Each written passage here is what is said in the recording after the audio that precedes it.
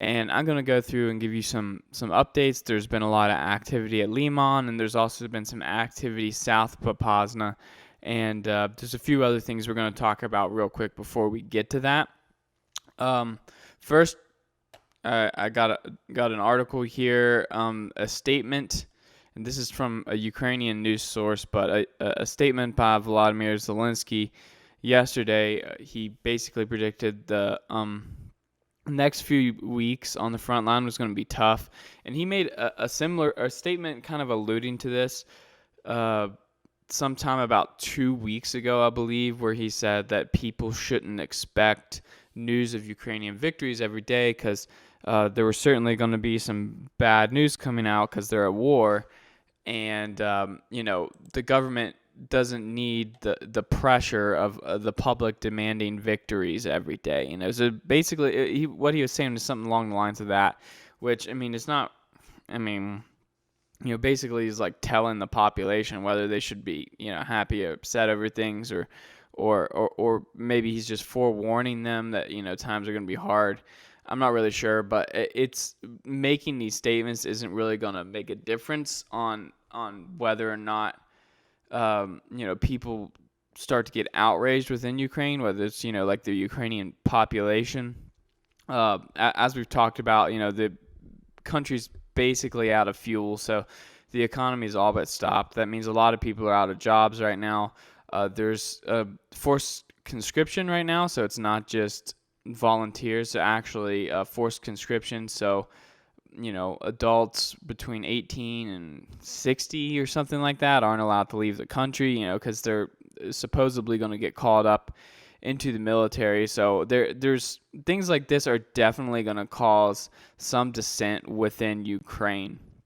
It's pretty undeniable. Even if the majority of the population is willing to get behind the fact that they obviously needed to defend themselves from the Russians. I mean, who wouldn't get behind that? But it's pretty impossible to avoid political problems and pressure from the population when there's no economy.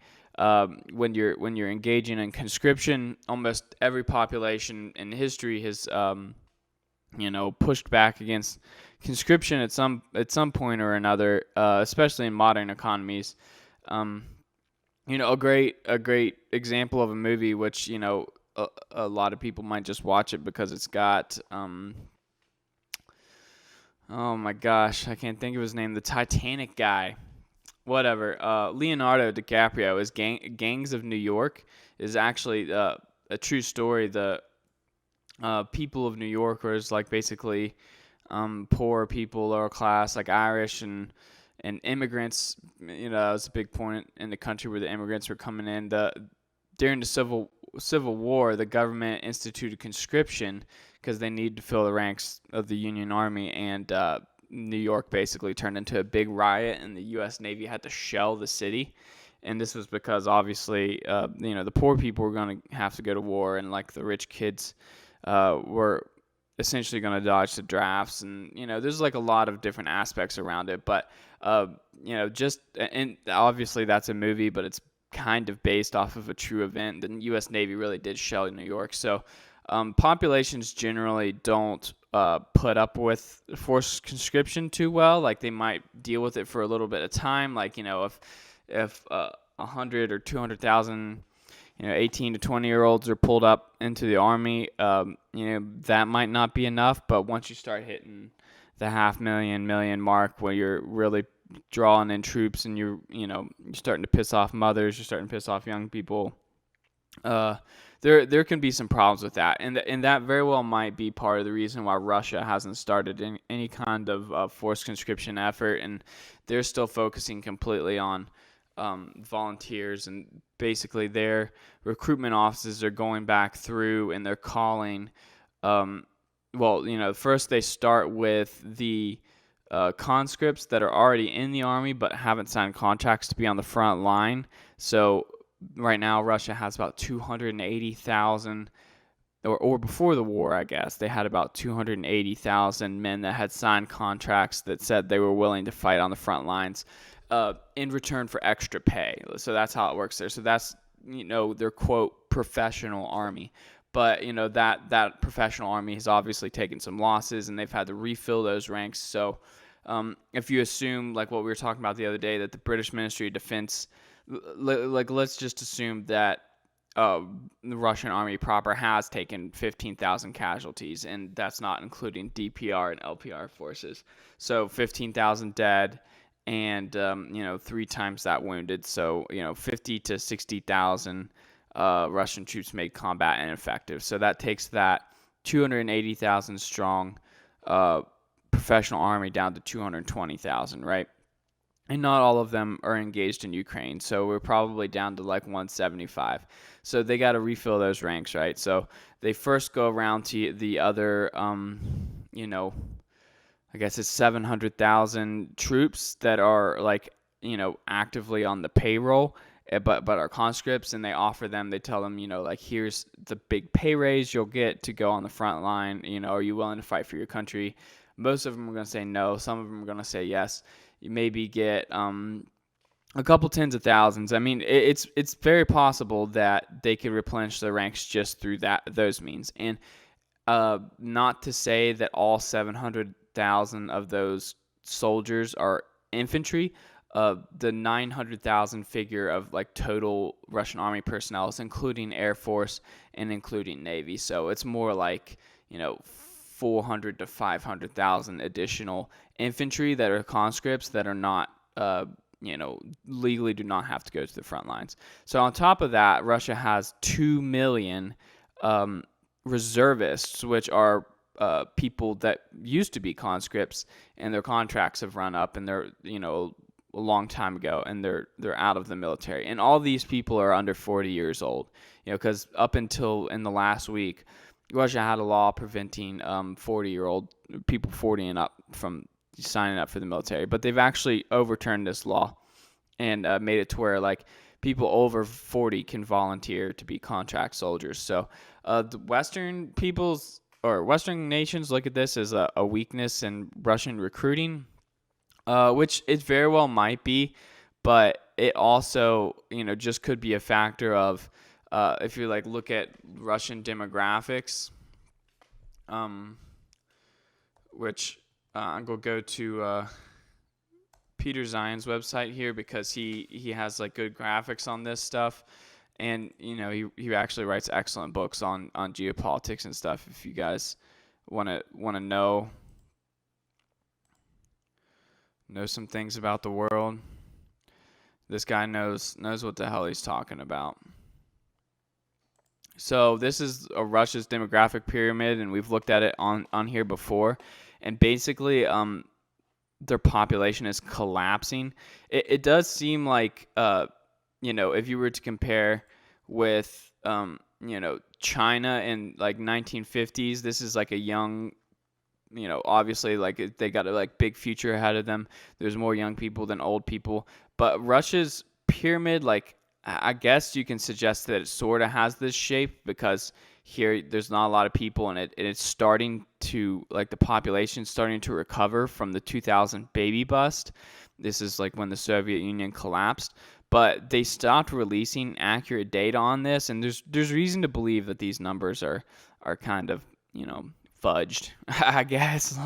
But this is the real problem here, is there's way too many people that exist in these age groups here.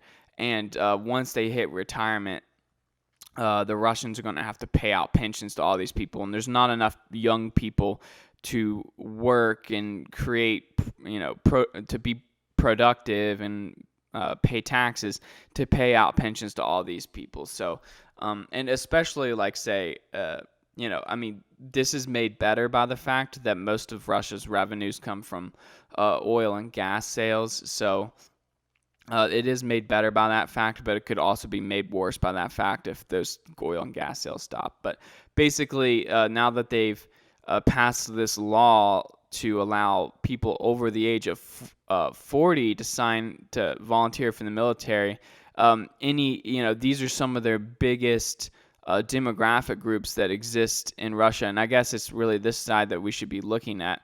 But,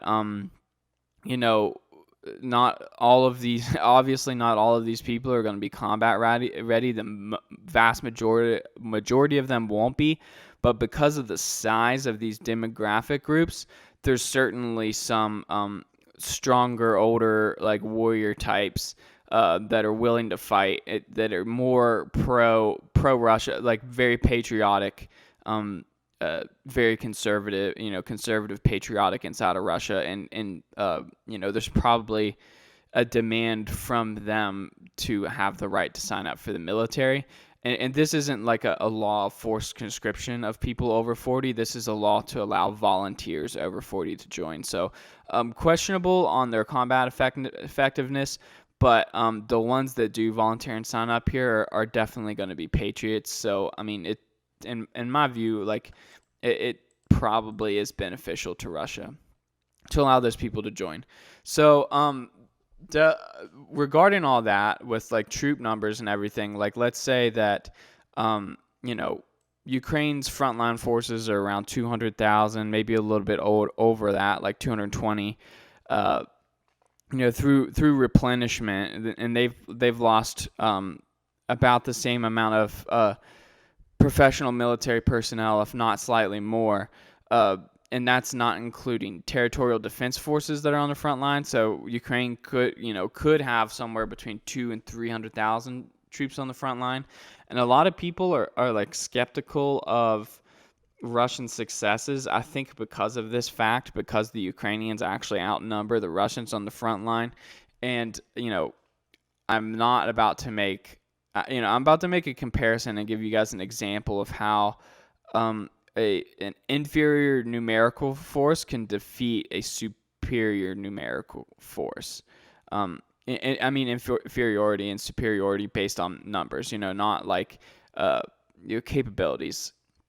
So assuming both sides are equal, which for the most part, they're both derived from the Soviet army, so they kind of are. Like you can argue that Ukrainian units are more effective on like, let's say, like a squad and company level, but as far as like at the brigade level, or the battalion and brigade level, like most of these commanders on both sides are ex-Soviet military, so like it's plagued with the same amount of ineffectiveness.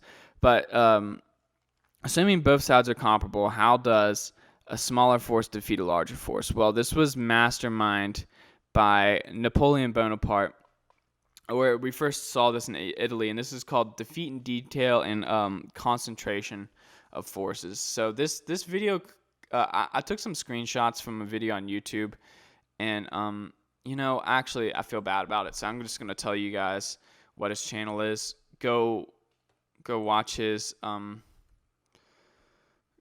video. I'm not stealing. I'm recommending this guy, Montemayor. Defeat in detail strategy to defeating larger armies. If you're interested in that, like watch it. It's real short. It's only 3 minutes. But basically, here's the idea. You got a force of about 12,000. You're facing off 20,000, right? So you split up your force along a wide front. You force your enemy to do the same thing. Where are we? Do we got two of the same picture? We do.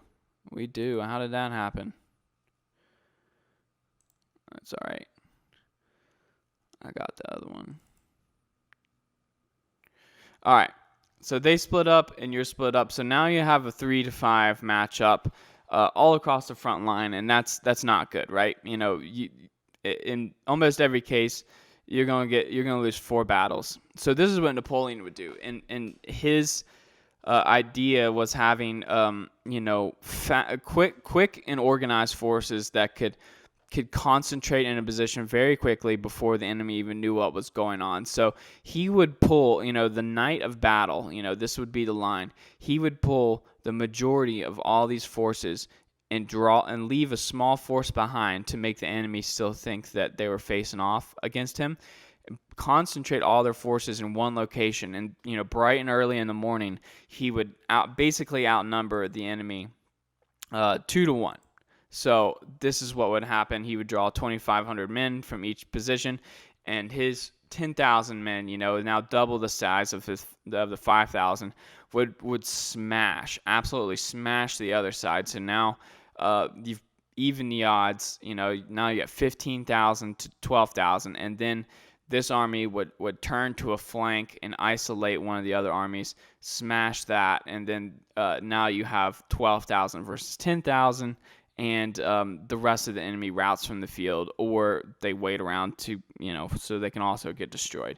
So, like, basically, he relied on mobile units and a bit of deception in order to move around the battlefield and make sure that, like, even when he was outnumbered, which, in one-on-one scenarios, like when it was like France versus Austria and France versus Russia, or France and all Prussia, all these different, many different campaigns to start off where the side he was facing off at had way more troops than he did, but always, when the battle started, Napoleon had more troops on the field. And if you have, that's a big key to, like, winning the battles. So and this is, like, I'm not suggesting that the Russians are anything like Napoleon, because they're not. Like, there's no one battle commander in the Russian army that you could really sit back and say is brilliant, other than whoever masterminded this at Popasna, which was likely commanded by Wagner personnel. This was honestly a pretty masterful assault here, but the whole point in the Napoleon thing is he kind of set the standard for this, like how smaller armies could defeat larger armies, and most military commanders are aware of this tactic and use it where they can. And this battalion tactical group is the perfect mobile unit for this type of tactics. So basically, BTG's battalion tactical group is Russia's. This is how you break down their professional forces, and they had about 170 of these at the beginning of the war. And there's been a lot of talk of, like, how they've been fairly ineffective in using them in this way. That could be debated one way or another. I would argue that in the beginning of the war, the assaults towards Kiev did not utilize the battalion tactical group in the way it was supposed to be, and they just advanced way too far and got smashed behind the enemy lines. But for what they're doing now, where there's, like, a constant front line, and they have inferior numbers to the Ukrainians, they need to be able to quickly move large numbers of troops to concentrate in specific areas for like a hard assault. So a lot of people are just assuming that, like, just like with the Ukrainians, how they have a defense set up, and most of their brigades have been in the same place defending the same area, and they're not really that mobile. They don't move around a lot. The Russians, because they've kind of been controlling the battlefield, they have the capability of, say, like, if there's 10 battalion tactical groups up here at Kharkov, and the commander decides, like, all right, well, we don't want to advance anymore, we only need 5 here, they can transfer the five of these battalion tactical groups pretty damn far in 2 days. Probably within 2 days they could get them down here to Liman, Izium, at bare minimum 3 days, and you can have them here on this front line in Liman and Severodonetsk. 4 days, and you can transfer entire units from Belgorod all the way to Horlivka and then Popasna. Like, they can transfer these units very quickly. They can move around the battlefield very quickly. So it's a situation where the Russians have superior movement capabilities than Ukrainians, and ultimately wars nowadays are wars of movement. Like, whoever has the best movement is going to win. And, whoever has the best artillery is going to have, like, a huge advantage, because that artillery works very well for shutting down movement. So, okay, that's enough of that. That was probably a little long. Sorry, guys. I'm going to move on to the front line, because there is a bit of activity that happened yesterday, and there was basically an all-out assault on the city of Limon, which we reported on briefly, and we showed you guys some videos and some footage. You can go back and watch the video yesterday if you want to see that. But there was extremely heavy shelling inside of Limon, and I have a picture of that here. This is a satellite image, and absolute destruction, all over the city. It took a hellacious bombardment from multiple launch rocket systems by the Russians, like really early in the morning yesterday. And according to the Russians, they smashed into the northeastern side of the city pretty hard and pushed the Ukrainians almost completely beyond the railroad tracks, which it seems like from Ukrainian statements like this very well might be accurate. And allegedly they've taken 500 Ukrainian prisoners, which to my knowledge was probably half of the force here. It might be there might be more than that here. There might have been 1,500, like 2 battalions essentially in this area. But I'm not going to say that this is true, because after this came out, there was a Russian source that was saying we were trying to confirm this. So even the Russians were unsure about their own information. So that kind of told me that like this might not be true, but I just wanted to let you guys know that this is being floated around out there. And the Ukrainians haven't said anything about it, like confirming it or denying it or anything like that. So heavy clashes going on in Limon. It seems like it's very likely that this bridgehead here, this Ukrainian bridgehead on the right bank of the Seversky Donetsk River, is ultimately going to disappear. And when this one goes, this one will likely retreat, because it'll be really hard to retreat if the Russians control this forest. This forest here. So moving on down the line, just constant fighting in Severodonetsk. There was information.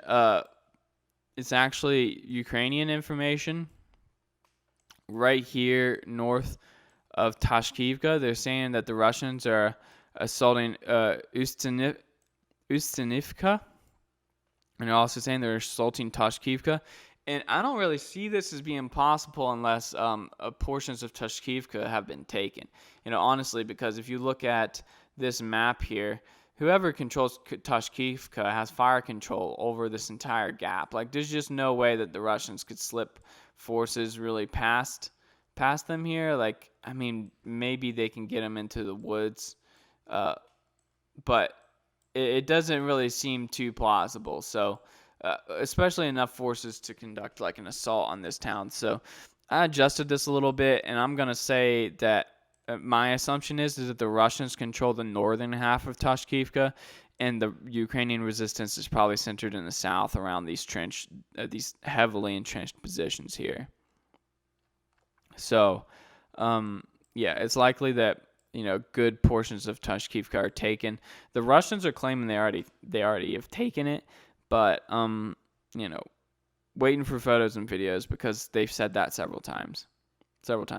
I adjusted the lines here because it seems pretty apparent that Zolote's fallen. So I adjusted the lines, and I put that information. Here's the original information that came out yesterday. You can look at that if you want.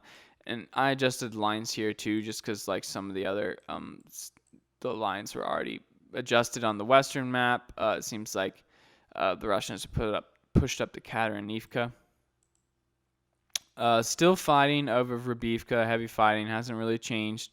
There is this information that's come out here, and it's kind of confirmed by the Ukrainian side, but this Ukrainian journalist who the Russians have quoted several times, but they actually had images of a tweet of his, which I thought I put up here, but I didn't. I'm sorry, guys. But he's on the Ukrainian side, and this is a Russian statement on what he said. But he said they reported on the capture of the village of Vasilivka by Russian troops. And according to Hauer, who is in the Donbass, as a result of the offensive, Russian troops managed to cut the Bakhmut-Lysychansk highway, and the blows are delivered on the positions of the armed forces of Ukraine in this town, which I honestly have looked all the hell over this place, and I have no idea where this town is. If someone wants to tell me in the comments, but there is not a town by that name in this area. So unless it's like Salt Mine is actually that town or something, then I have no clue.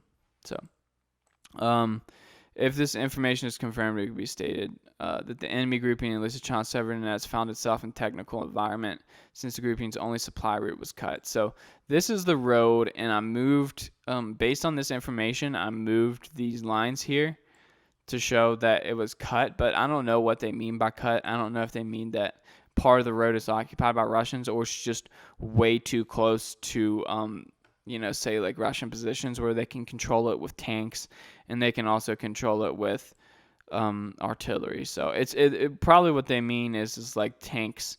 Tanks are up on this hill here, or tanks are within range somewhere. Yeah, it would be up on this hill here because the Russians have already taken these villages. So this road is virtually unusable.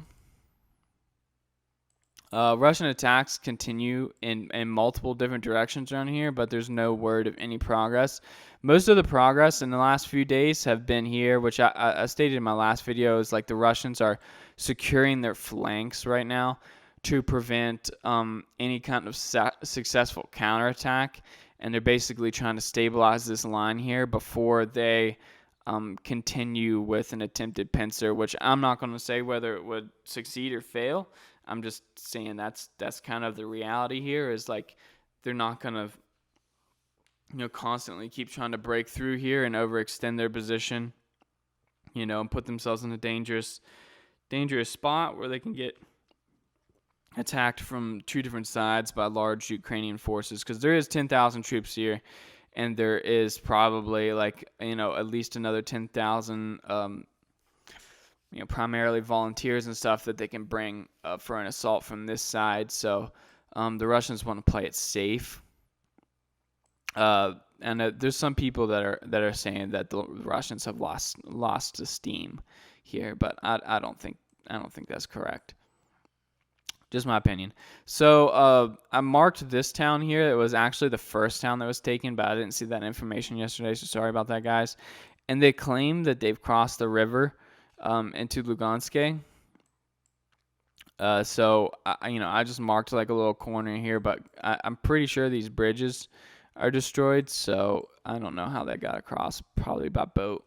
It's probably Wagner people by boat. And then this morning the Russians put their flag on top of the administrative building of Svetodarsk, which is right here in this, I believe. Yeah, this area right here. So this is a map from the Russian side of their own progress. And I said yesterday that it was likely that an attempt would happen to destroy this bridge because it seemed like a strategic location. And literally while I was posting that video, there was an explosion at that dam, which I have video evidence of for you here, if it'll let me show you.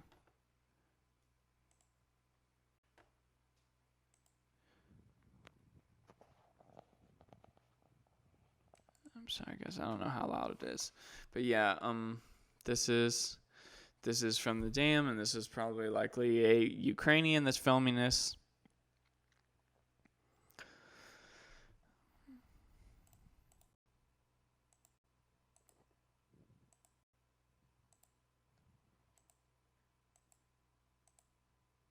Pretty big explosion. The Russians are I haven't seen this from the Ukrainian side, but the Russians are claiming that the Ukrainians are trying to blame this explosion on them. I haven't seen the Ukrainians try to blame it on them, but I mean, this is certainly an attempt by the Ukrainians. And the Russians posted photos, like as their proof or whatever, that there was Ukrainian digging equipment on the dam like a month ago, like mining this dam and trying to plant these explosions, which from the video it looked like it, or from the pictures of the explosion, it looked like a pretty big bomb or pretty significant ordnance was planted under here. So I mean, it very much. I mean, if it was definitely the Ukrainians, I will say that, because the Russians have no reason to destroy this dam here. They actually have every reason to like keep it intact so they can cross right here and move into this area and take on this power plant. So, the Russians don't have any motive to destroy it. The Ukrainians obviously want to destroy it to like hold back the Russians, which they've done several times. And I don't know why they would be denying it. I don't understand that. So. All right, guys. That's all I got for you today. I believe. Oh, wait. We got one more to talk about, and I just wanted to show you guys this information, and it comes from the Russian side, and it's Russians reporting on their own movement. This was from either Slava Z or Rybar News, and I'm skeptical of it because it seems pretty ridiculous that they report on their own movement, but they're basically saying that the Russians are preparing for an attack up this road towards Zaporizhia, and they mention 3 BTGs have been moved to this location to achieve this. So we don't have our BTG page up anymore, but basically 30 tanks, 90 BTRs or BMPs, and whatever equipment was already there. On top of that, several batteries, MLRS, several mobile artillery units. So it's definitely the kind of force that can, make a small breakthrough. But it seems fishy that the Russians would report on their own movement before it happens like that. So, we'll watch it in the next few days and see if anything happens. They've done this before and like nothing happened. So like maybe there's a chance that they're trying to like draw Ukrainian troops into the area to stop it, or pull attention away from this part of the battlefield. I don't really know. But all right, guys, that's all I have for you today.